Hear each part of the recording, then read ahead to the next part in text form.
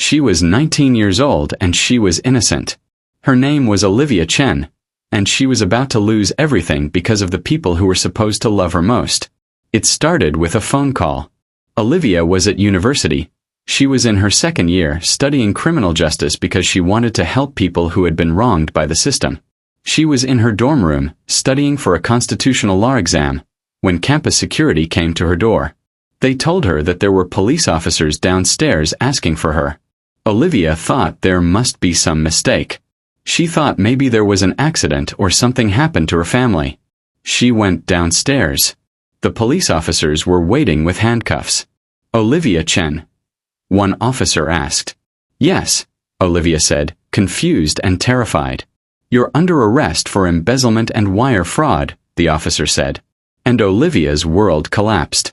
"Before we start this story, I need you to understand something. This story will challenge your fundamental beliefs about family, about loyalty, about what parents are actually capable of doing when money is involved. This story will make you angry. This story will make you question everything you thought you knew about the people who raised you. And this story will teach you something crucial about what it means to find strength when everyone has betrayed you. It will teach you what it means to be a young woman stripped of your freedom, of your identity, of your future, and how to rebuild everything from nothing. This is the story of Olivia Chen and her family. And it's a story about what happens when blood is not thicker than greed. Let's begin. Olivia had grown up believing that her family was normal. Her parents, Michael and Susan Chen, seemed like typical middle-class parents. Her father ran a small import-export business. Her mother was a teacher. They had worked hard their entire lives to provide for Olivia and her older brother David. But they had never been wealthy. They had always struggled financially. They had always made sacrifices. Until Olivia's grandmother died. Olivia's grandmother, Margaret Chen, was Michael's mother. She had been an immigrant who had come to America with nothing. Through hard work and smart investments, she had accumulated a significant amount of wealth.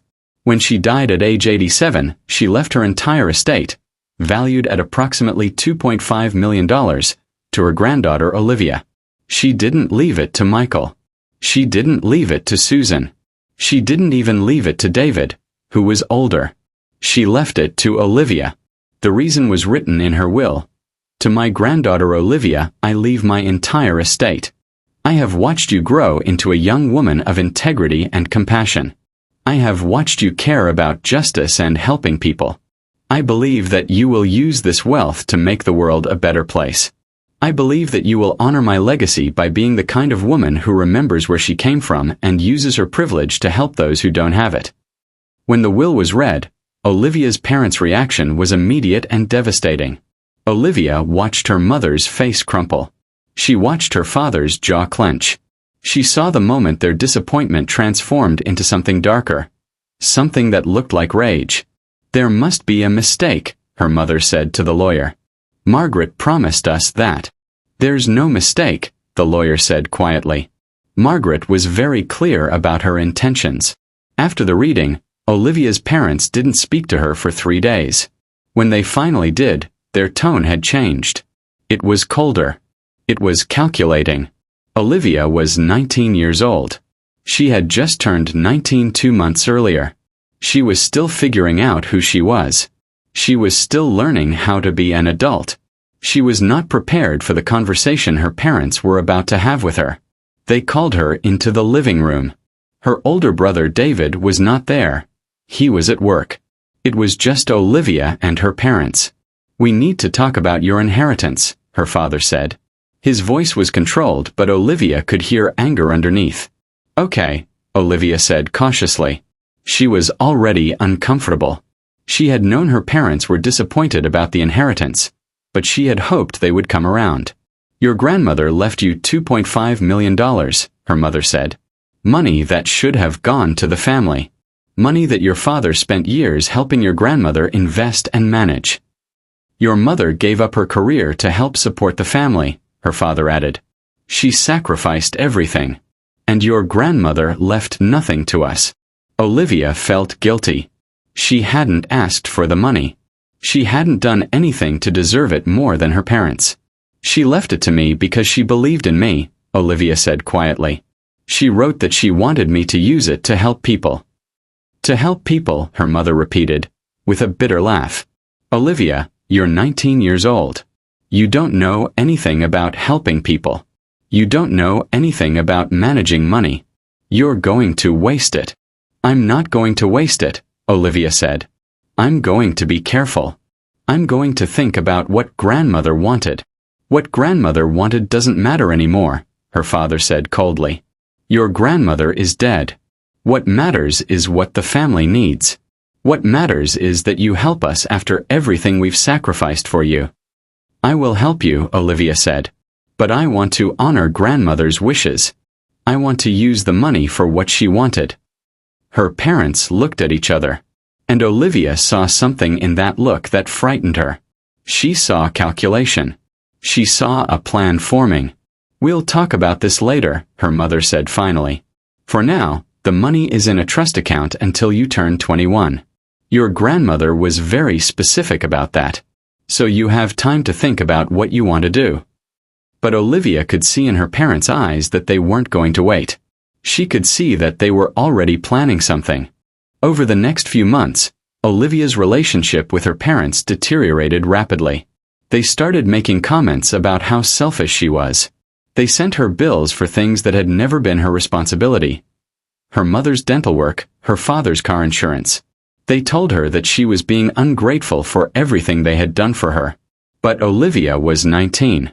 She was still living at home while attending university. She was still dependent on her parents for housing and food. And she was too young to fully understand what was happening. She thought maybe her parents were right. Maybe she was being selfish. Maybe she should help them more. Her older brother, David, saw what was happening. David was 25 years old and he worked as an accountant. He pulled Olivia aside one day and said, "Don't let them pressure you into giving them the money. They're being manipulative." But Olivia didn't listen. She was too focused on trying to please her parents. She was too young to understand the danger she was in. Her parents started asking her for loans. Small amounts at first. $5,000, then $10,000. They said they needed it for business expenses. They said they would pay her back. Olivia gave them the money, hoping that if she helped them, they would stop pressuring her and accept her decision about the rest of the inheritance. By the time she realized what was happening, she had already given them $85,000 from her trust account. Money that was supposed to be protected. Money that she shouldn't have been able to access. Money that she would later realize her parents had manipulated her into stealing from herself. One day, her father came to her with a business proposal. "I have an opportunity," he said. "A really good opportunity. I need an investor. And I think that if you invested in my company you could help me expand, and then the profits would come back to you. It's a win-win." Olivia had already learned from David that her father's company was struggling. She had looked at the financials. David had shown them to her.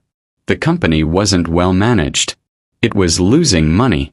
It was a terrible investment. "I don't think that's a good idea," Olivia said. Her father's face changed. His expression became cold and hard. "You're refusing to help your own father," he said. "After everything I've done for you. After everything I've sacrificed." "I'm not refusing to help you," Olivia said. "I'm saying that I don't think your business is a good investment." "You're 19 years old," her father said coldly. "You think you know more than me? You think you're smarter than me? No, but this is what's wrong with your generation," he continued. "You're all selfish. You're all ungrateful. You think you can do whatever you want without any consequences." He stood up. He left the room. And Olivia felt tears forming. She hated conflict. She hated disappointing her parents.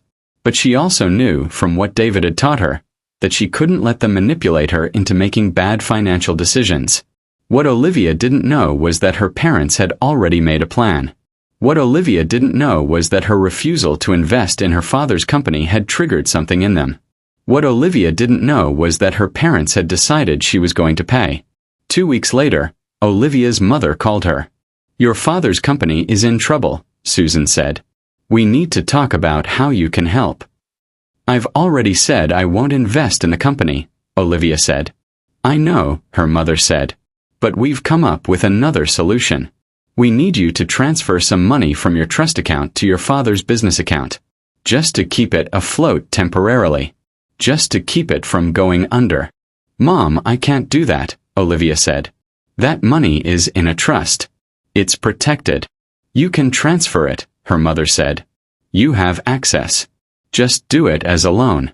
We'll pay you back." "I don't think that's a good idea," Olivia said. "Olivia," her mother said, her voice becoming sharp. "Your father is going to lose everything. The business is going to collapse. We're going to lose the house. We're going to be homeless. And you have the power to prevent that. How can you be so cruel?" Olivia felt the weight of guilt. She felt responsible for her father's failing business. She felt like maybe she should help. "Just one transfer," her mother continued. "Just $200,000. That will give your father time to turn things around." Against her better judgment, against what David had told her, against her own instincts, Olivia transferred $200,000 to her father's business account. It was the biggest mistake of her life. 3 weeks after Olivia transferred the money, campus security came to her dorm room.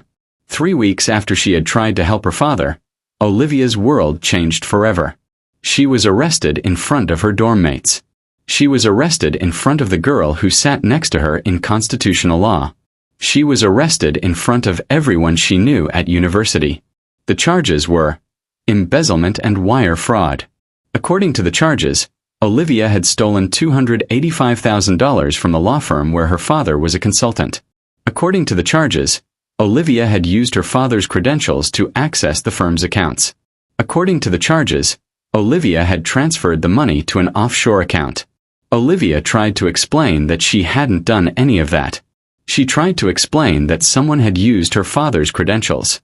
But the evidence was overwhelming. The emails looked like they had come from Olivia. The access logs showed her credentials being used. The money had been transferred from an account to which Olivia had access. It was perfect. It was airtight. It was completely fabricated by her parents. Olivia was 19 years old. She was terrified. She was in jail. She was about to have a criminal record for something she didn't do. Her parents came to visit her the day after her arrest. Olivia thought they had come to tell her that they had made a mistake. She thought they had come to confess. She thought they had come to help her. Instead, they came to manipulate her. "Olivia, we know you didn't do this," her mother said through the jail glass phone. Olivia felt hope. Maybe her parents were going to tell the truth. Maybe this nightmare was going to end. "But we also know that the evidence is very strong against you," her father said. "And we're worried that you're going to be convicted."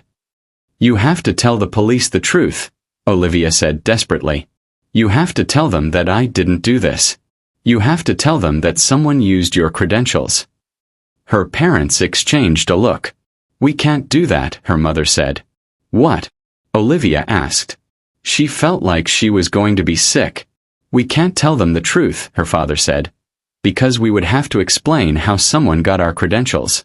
And frankly, we don't want to be investigated." Olivia understood in that moment that her parents had framed her. Olivia understood that her parents had set up this entire situation. Olivia understood that her parents were willing to let their 19-year-old daughter go to prison for a crime she didn't commit. "You did this," Olivia said quietly. "You framed me." "Don't be ridiculous," her mother said. "We would never do something like that." "But you did," Olivia said. Her voice was shaking. "You're letting me take the blame for something you did." "Actually, Olivia," her father said coldly, "you need to understand something. We didn't frame you.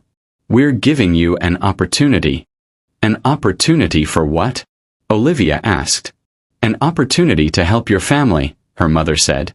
"If you plead guilty, if you take the fall for this, we can make sure that your trust account is transferred to us to help pay for your legal defense and for our family's expenses. It's the least you can do after everything we've done for you." Olivia felt like the room was spinning. Her parents weren't trying to help her. Her parents had framed her. And now her parents were trying to use her situation to finally get the money. No, Olivia said. No, her mother asked. No, Olivia repeated. I won't plead guilty to something I didn't do. And I won't give you the money. And I want you to leave. Her parents' faces changed. They looked angry and disappointed and calculating all at once. You're making a big mistake, her father said. And they left. Olivia was appointed a public defender named Mr. Johnson. Mr. Johnson was overworked and underpaid. He had hundreds of cases. He had very little time to devote to Olivia's case. The evidence is very strong against you, he told Olivia at their first meeting. The prosecutor has a solid case. I think we should consider a plea deal. But I didn't do it, Olivia said desperately. I didn't steal the money. I didn't access the system. Someone framed me. I understand, Mr. Johnson said. But without evidence to back that up, it's your word against the evidence. And the evidence is very strong. Olivia tried to explain that her parents had done this. Mr. Johnson listened sympathetically but told her that there was no evidence of that. There was no way to prove that her parents had set her up. Olivia was 19 years old and completely alone. Olivia's trial lasted 2 weeks. She was terrified the entire time. She watched the prosecutor present evidence. She watched the jury's faces as they looked at the documentation showing her supposed crimes. She testified in her own defense. She told the jury that she didn't do it.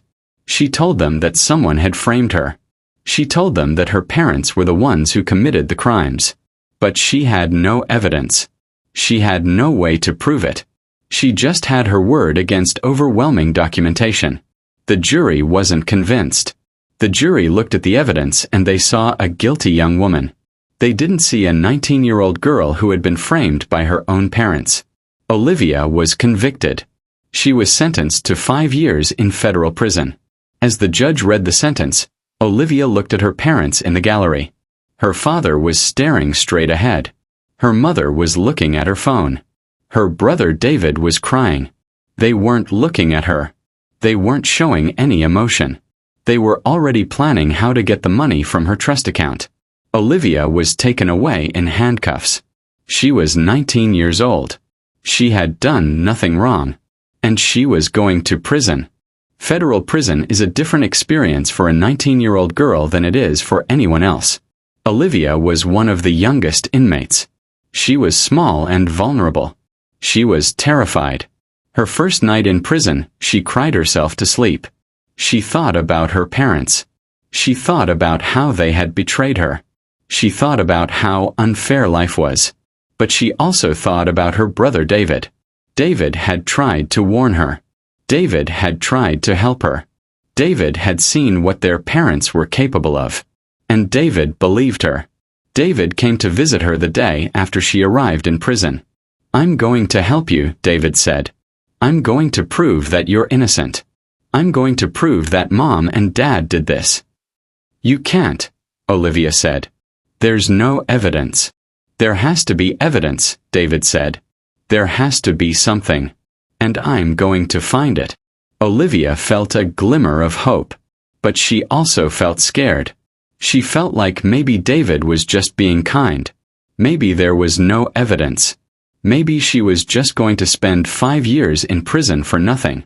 Olivia survived prison the way many young women in her situation do, by becoming invisible, by keeping her head down, by following the rules, by not making trouble. She met other inmates who had been similarly wronged. She met a woman named Crystal who had been framed by her husband. She met a woman named Maria who had been convicted based on false testimony. She met a woman named Tanya whose own mother had testified against her falsely. And through conversations with these women, Olivia learned that her experience, while devastating, was not unique. She learned that there were thousands of women in prison who had been wrongly convicted. She also learned something else. She learned that survival in prison required a different kind of strength than she had ever needed to develop. She learned that she was stronger than she thought. She learned that even in the darkest circumstances, it was possible to maintain your integrity and your sense of self. Olivia started spending her time in prison studying. She read law books. She studied the evidence against her. She looked for inconsistencies. She looked for proof that she had been framed. And she found things. Small things, but things that didn't add up. The emails that appeared to have come from her had grammatical errors that she would never make. The access logs showed her credentials being used at times when she was verifiably elsewhere, with witnesses. Olivia started writing letters. She wrote to her public defender, asking him to look more closely at the evidence. She wrote to legal aid organizations. She wrote to journalists. And slowly people started to listen. 3 years into her sentence, Olivia received a letter. It was from a lawyer named Sarah Martinez. Sarah worked for the Innocence Project, an organization that specializes in overturning wrongful convictions. Sarah had read about Olivia's case. Sarah had looked at the evidence. And Sarah had found what Olivia had found: inconsistencies. Sarah started investigating. She hired a forensic accountant. The forensic accountant found that the emails had been fabricated. The forensic accountant found that the access logs had been manipulated. Sarah subpoenaed her parents' phone records. She found calls between her father and a digital forensic specialist. She found evidence that her father had hired someone to frame Olivia. Sarah had found the proof. Sarah had found the chain of evidence that proved Olivia had been framed. Olivia was released from prison. It took a year of legal proceedings, but her conviction was overturned. It took a year, but the evidence of her parents' crime was finally revealed. Michael and Susan Chen were arrested. They were charged with fraud, obstruction of justice, and filing false reports. They were convicted and sentenced to prison. Olivia's parents were going to prison. And Olivia was finally free. But freedom came with a cost that Olivia hadn't anticipated. When she was released, she was 22 years old, and the world she had left at 19 no longer existed. Her friends had moved on. They had graduated from university. They had jobs. They had built lives. Olivia was starting over from zero. She was starting from a place of trauma and betrayal and loss.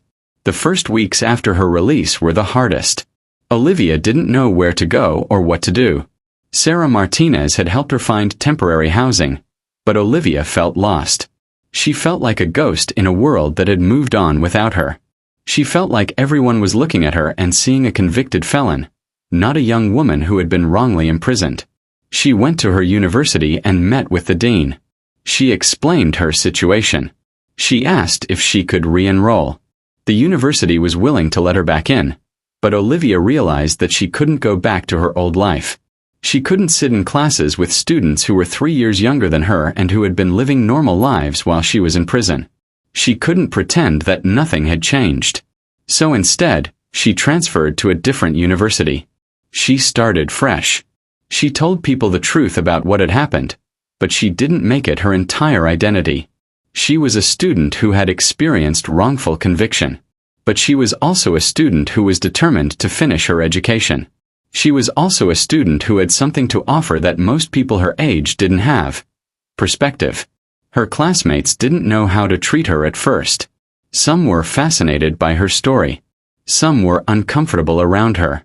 Some didn't know what to say.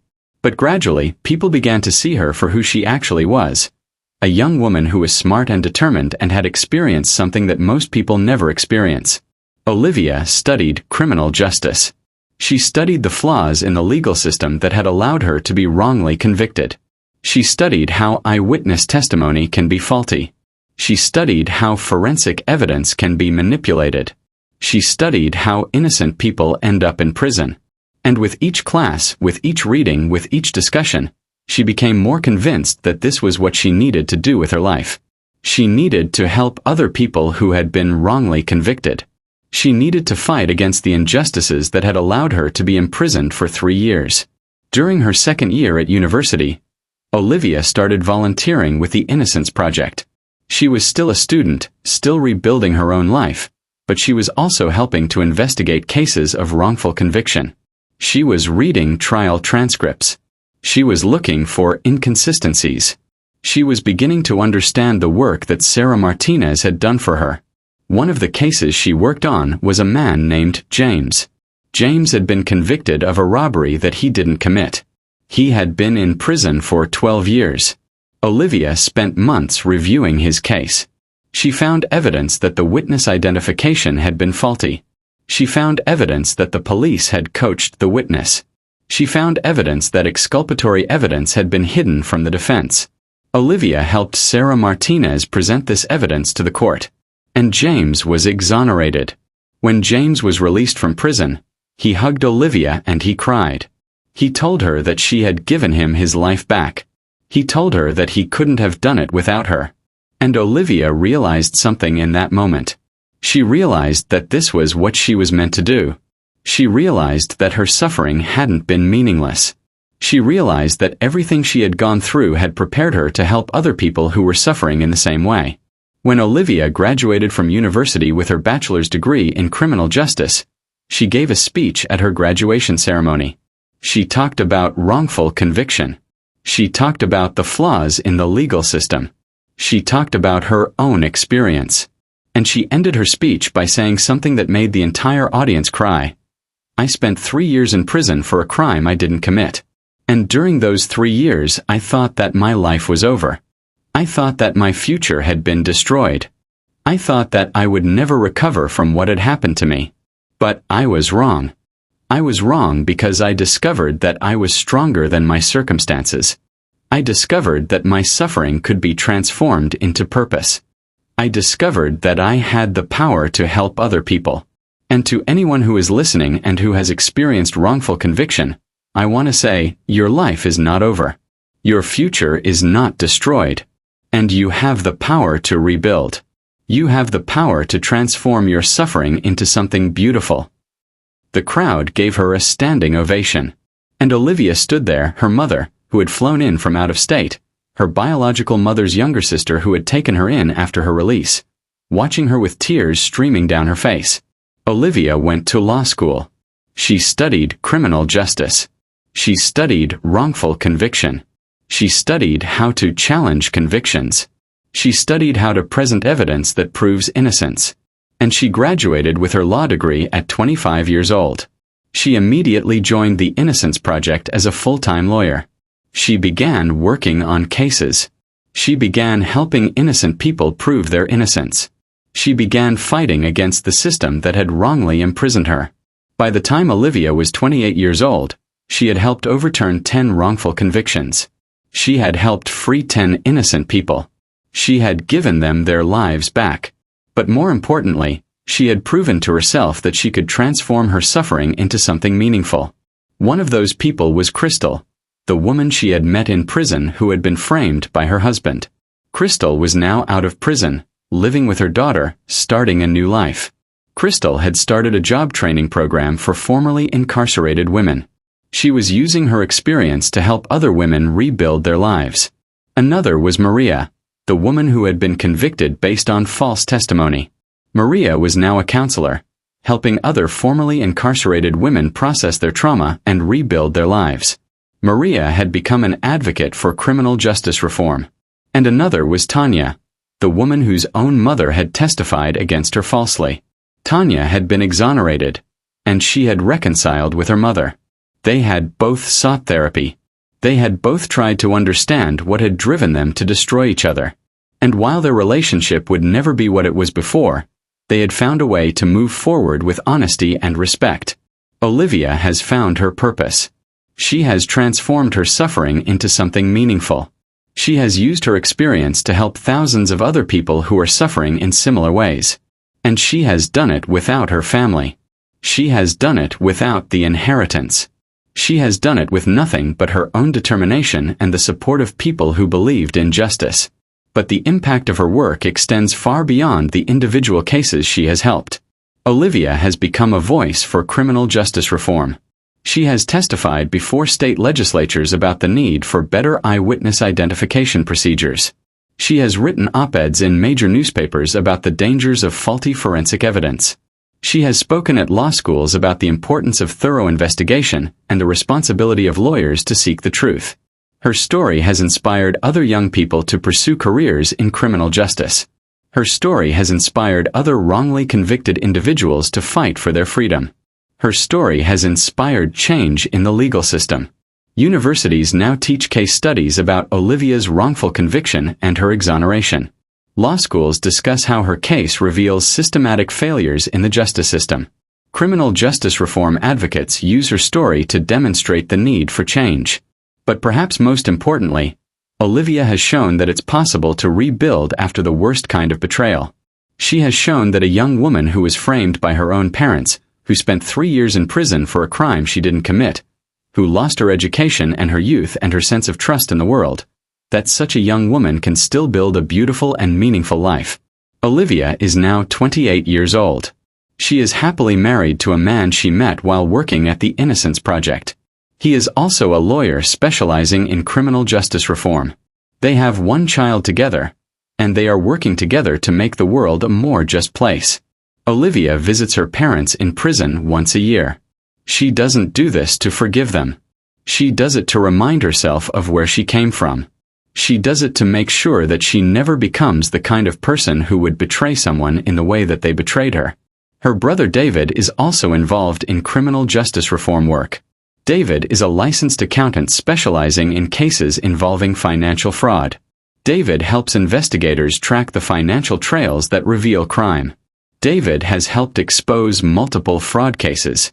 David has also used his skills to help exonerate innocent people who have been wrongly convicted based on fraudulent financial evidence. The siblings who were separated by their parents' greed have found a way to work together to create justice. So here's what I want to ask you in the comments section. Have you ever been betrayed by someone you trusted completely?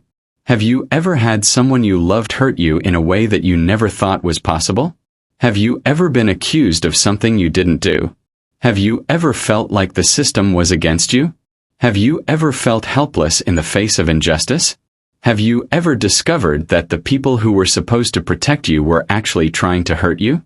Have you ever realized that family is not just about biology, that family is about choices?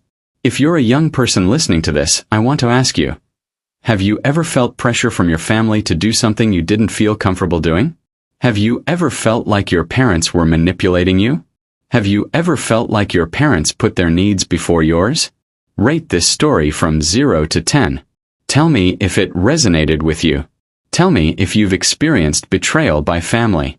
Tell me if you believe that justice is possible even when the system fails you. But most importantly, tell me this. If you were in Olivia's situation, if you were 19 years old and your parents framed you for a crime you didn't commit, what would you have done? Would you have had the strength to maintain your innocence?